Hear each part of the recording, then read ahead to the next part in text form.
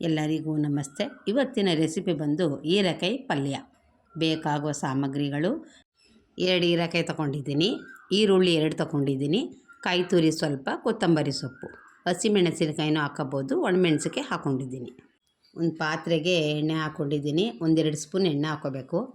ಕಾದಕ್ಕೆ ಮಾಮೂಲಿ ಸಾಸಿವೆ ಕಾಳು, ಮೆಣಸಿನ್ಕಾಯಿ, ಕಡಲೆಬೇಳೆ ಹಾಕ್ಕೋಬೇಕು. ಕಡಲೆಬೇಳೆ ಒಂದು ಸ್ವಲ್ಪ ಕೆಂಪಗಾಗುವವರೆಗೆ ಹುರ್ಕೋಬೇಕು.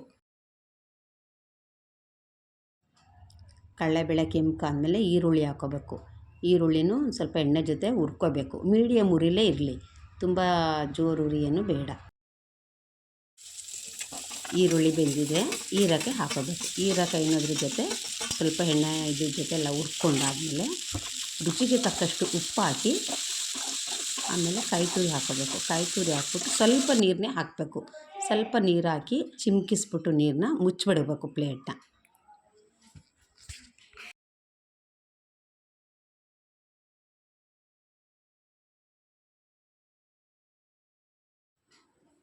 ಎಲ್ಲ ಬೆಂದಾಗಿದೆ. ಕೊತ್ತಂಬರಿ ಸೊಪ್ಪು ಹಾಕ್ಬಿಟ್ಟು ತಿರುಗಿಬಿಡಬೇಕು.